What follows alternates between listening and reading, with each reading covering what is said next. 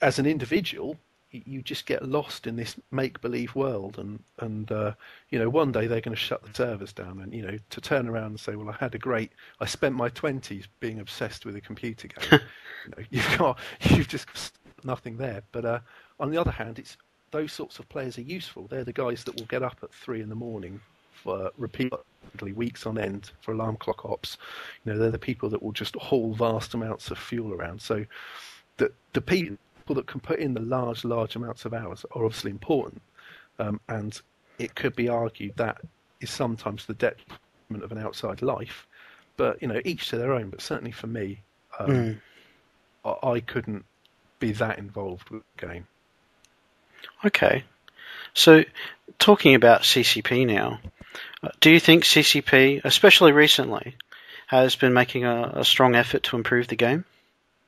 I think after Dominion, the game really hit a low point, certainly for me, where the lag was absolutely horrific. There was no sort of player interaction. We felt that we were just being served up with something. We were asked to nominate them for an award for excellence, and there'd been this spout about, that's what they were going to do. And I think certainly recently we've seen an upswing. I mean, certainly the things that we care about as players, the lag is getting better. We're seeing UI improvements, that sort of thing. They do appear to be listening. This crowdsourcing initiative has been pretty good. They're actually finding out what we want. But I think they've got a way to go yet. I think there's still a lot that they can do to improve the game. But the problem is with CCP, they're like sort of parents in a way to a load of angry, squabbling kids that no matter what they do, one of them's always going to be shouting and saying you're unfair. Right. You've not. So it's a bit of a hard job in a way. So, what do you think has been the worst recent decision of theirs? To push out. It's been a bit of a theme. They've just been pushing things out before they were ready. SOV system, while I think is going in the right direction, we've not had these treaties that they were going to talk about, and there was a lot more about making it more than just shooting structures. There was this idea of having a pendulum where you do enough things, the pendulum swing towards one group for SOV, and that was a really good idea. And they have these really good ideas, and then they gradually just drop elements in order, I guess, through the design process to put them out. And before too long, something comes out that somehow misses that initial spark that made the idea a really good one. And I think that's a continuing problem. Now, it might well be as someone with no background in software design that I'm being fairly naive, but with everything, if you look at PI, if you look at sovereignty mechanics, it loses that little spark that when they first had an idea that it would be great to do this, it loses it. The final thing that comes out doesn't always have that. Okay, so do you have, like, I know you've said before that you're fairly new to Eve, but you've played other games. Do you have any wild suggestions that might kind of bring, that might change the game in a positive way?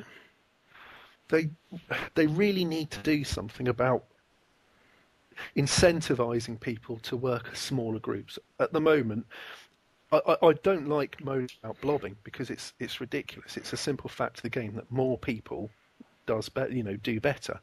But you need to have reasons to form up small gangs and to not take enormous, great big blobs. Not because I'm some sort of elite, PvP elite person who believes that small gang warfare is the be all and end all, but sometimes you don't always have a campaign.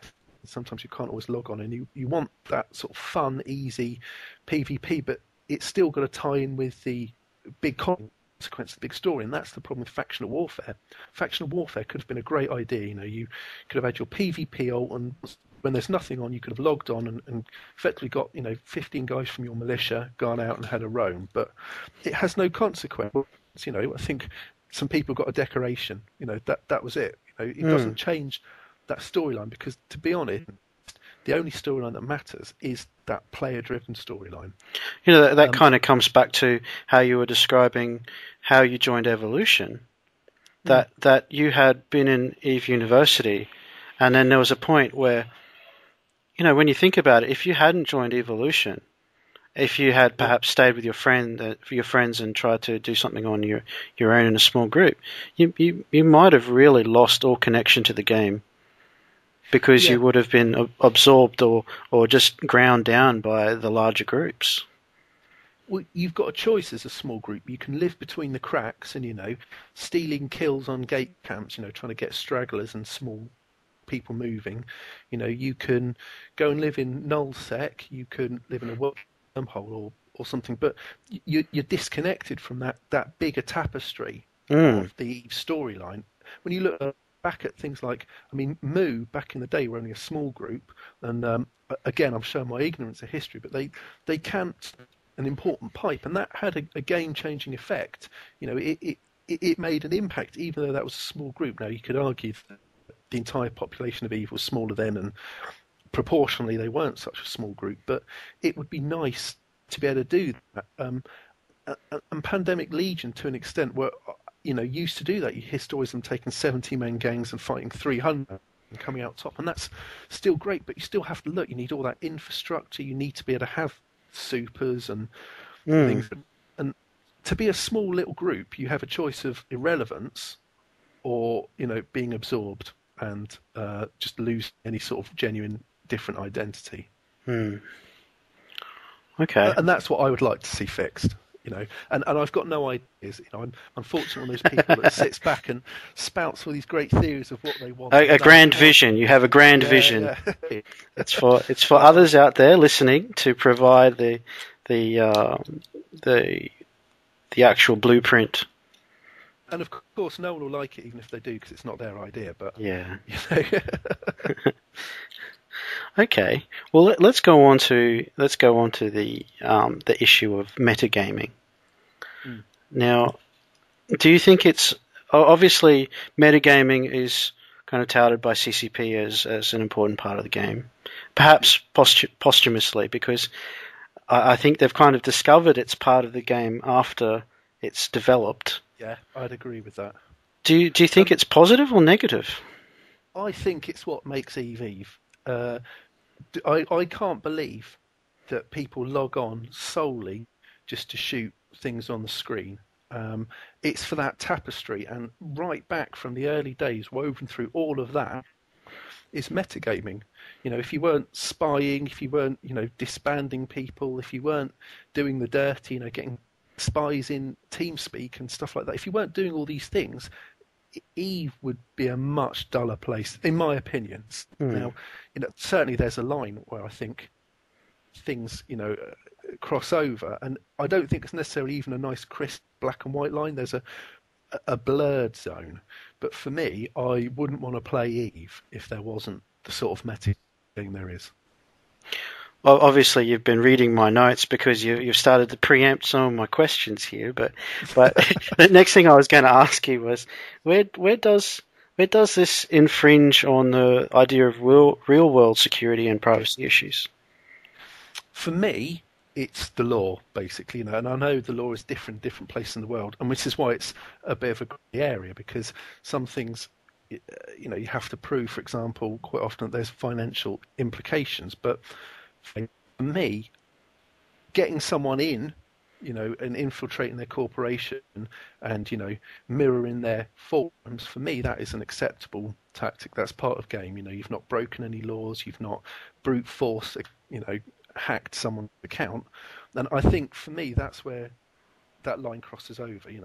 It's one thing to, as I said, to have someone's forum, to get in on their TeamSpeak, to do something like that, even if someone's been stupid enough to sort of leave their API all over, anything like that, within the law, using publicly available information, that's part of the game in the bigger context, the meta game of Eve. But when you start doing things like, if you were to get details and pursue it and picking up more and more things, and eventually empty someone's bank account, that as some sort of revenge thing. Although why anyone would care enough, that is too far, in my opinion. But but I don't think that happens. I think we hear a lot of this. I'm going to find out where you live and come and beat the crap out of you. I think that's people spouting off. Maybe I'm naive, but I just can't see that happening. But if you're enough of an idiot to send photos of your dick out, and people do something with that, then you're an absolute tool. No one's broken the law. If you're gonna, you know, I think for me that's where the line becomes unacceptable. I'm quite open and I mean, it was this whole concept of infiltrating a corp and doing something bad that got me interested in Eve to start with. So, yeah. Okay. So, would there be any other aspects of that that you would provide more framework for within the game? Do you think, for example, that CCP should spend more effort in, say, defining or allowing tools to commit these acts? I think they've already done enough within the game. You can join a corporation. You can Hargoth a corporation. Now, for me, I know a lot of people are very unhappy to be able to do that, but the game allows you to do that. That is absolutely part of the game. If you can't deal with that, you shouldn't be playing Eve. But on the other hand, it's not CCP's job to keep telling you what you can do and providing tools like that. Mm. I think that there's far better things for them to be worrying about than adding additional tools to do something that everybody's already doing. Perhaps it's the Wild West kind of flavor of the game in that regard that makes it so attractive, that there are no real rules or hard kind of safety bars for everyone. No, and and again, I mean, I hate to keep harping on about it, but that's what made me play this game. That you could do that. You could infiltrate. You could rob someone of everything they have, and these scams. I've never once been scammed, and that's not a challenge out there to people. But it's if you get scammed and you lose everything, you fell for a scam. It's not an inherent flaw in the game design. It's part of the richness of the game, and that's what I love about the game. Okay. Well, is there anything else you'd like to talk about with me before we wrap up this interview? Not specifically. I mean, it would be nice, the grand scheme and the politics of what's going on at the moment. I find quite interesting. That we're a fairly pivotal time, especially since everybody thought nothing was going to happen post Dominion. But no, I can't really think of anything apart from that. And I'm not even sure how I'd start on that. Maybe that's for another time in another interview. Yeah, I think so. Okay, well, I'd like to thank you again for talking to me on behalf of the Kagutsuman forums, and I hope we can do it again in the future. Awesome. Thanks a lot. Thank you.